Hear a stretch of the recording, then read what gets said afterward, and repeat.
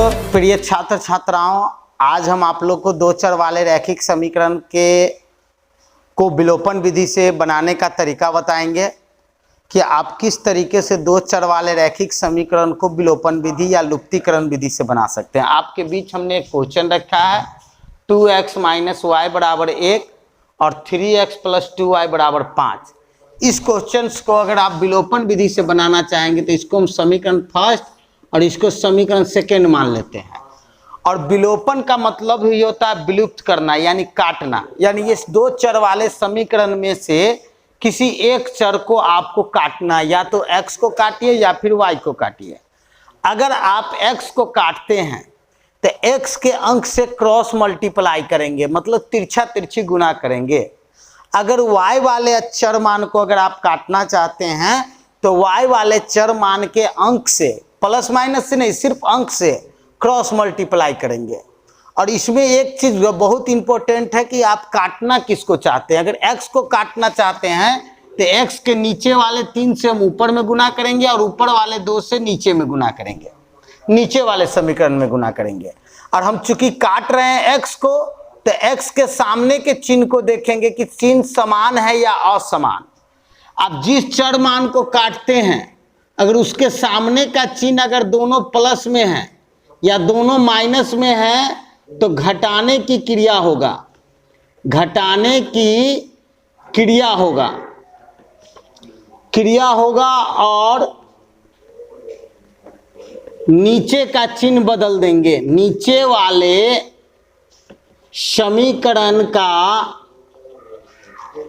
चिन्ह बदल देंगे, चिन्ह बदल देंगे। ये चिन्ह कब बदलेगा? जिस चर मान को आप काटने जा रहे हैं उस चर मान का चिन्ह अगर समान है, यानी अगर उसका दोनों, जिस x को अगर काट रहे हैं तो x का चिन्ह अगर उसके सामने का चिन्ह अगर प्लस में है, यहाँ पर इसके आगे कोई चिन्ह नहीं तो प्लस छुपा हुआ है, इसके आगे कोई चिन्ह नहीं तो प्लस छुपा हुआ है, तो अगर चिन्ह समान रहेगा, चाहे इसके आगे भी माइनस होता है इसके आगे भी माइनस होता, तो चिन्ह अगर समान है तो घटाने की क्रिया होगा और नीचे वाले समीकरण का चिन्ह बदल देंगे।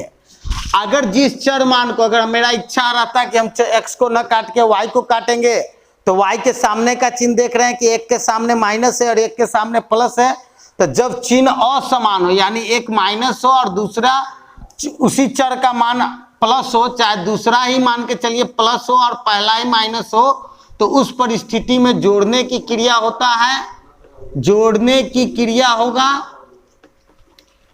होगा और चिन्ह नहीं बदलेगा, और चिन्ह नहीं बदलेगा, चिन्ह नहीं बदलेगा। यानी चिन्ह कहां बदलेगा और कहां नहीं बदलेगा, ये बात आप लोग समझ लीजिए। चिन्ह कहां बदलता है और कहां नहीं बदलता है? जब जिस चर मान को काटने जा रहे हैं अगर उसका चिन्ह समान है तो चिन्ह घटाने की क्रिया होगा और चिन्ह बदलेगा। और जिस चर मान को अगर आप काटने चले हैं अगर उसका चिन्ह असमान है तो चिन्ह नहीं बदलेगा। तो जैसे हम यहाँ पर x को काटने चले हैं तो x के नीचे वाले समीकरण से ऊपर में और ऊपर वाले समीकरण से नीचे में गुना किए, तो यहाँ लिखेंगे चूंकि समीकरण फर्स्ट गुने 3 एवं समीकरण सेकेंड गुने 2, और ये भी प्लस है ये भी प्लस है क्योंकि x का चिन्ह समान है, तो यहाँ लिख देंगे को घटाने पर, घटाने पर। अब 3 से हम बारी बारी सब में गुना करेंगे, 3 दूना 6x, 3 गुने y -3y और 3 एकाई 3, 2 से गुना करेंगे सब में बारी बारी से, 2 तिहाई 6x प्लस 2 दूना 4y बराबर 5 दूना 10। चिन्ह बदल, क्योंकि घटाने की क्रिया है तो नीचे वाले समीकरण का चिन्ह बदल देंगे, ये प्लस है तो माइनस, ये भी प्लस है तो माइनस, ये भी प्लस है तो माइनस, ये काट दिए क्योंकि प्लस 6x और माइनस 6x कट गया, बच गया -3y या -4y, तो हो जाएगा -7y, -3y -4y -7y, और 3 में से 10 जाएगा तो हो जाएगा -7। माइनस से माइनस को काट सकते हैं और गौर से समझिए तो y का वैल्यू आपका निकल जाएगा 7, गुना में 7 है तो भागा में 7, ये काट दिए तो हमको y का मान हो गया 1। अब इस y के मान को आप समीकरण फर्स्ट में भी रख सकते हैं, सेकेंड में भी रख सकते हैं। तो हम लिख दीजिए इसीलिए y का मान समीकरण फर्स्ट में रखने पर, समीकरण फर्स्ट आपका क्या है, तो 2x माइनस वाई बराबर 1, तो 2x जस के तस रहने दिए और y के बदला में जो y का मान हम यहाँ निकाले हैं वो यहाँ पुट कर देंगे, y के बदला में y का मान 1 निकला है वो रख दिए, बराबर हो गया 1, तो हो जाएगा 2x बराबर 1 और माइनस 1 को धकेलेंगे उधर, तो माइनस 1 जब उधर धकलाएगा तो हो जाएगा प्लस 1, तो हम लिख सकते हैं 2x बराबर 1 1 2, तो इसीलिए x इज इक्वल टू 2, गुना में 2 है तो भागा में 2, काट देंगे तो 1।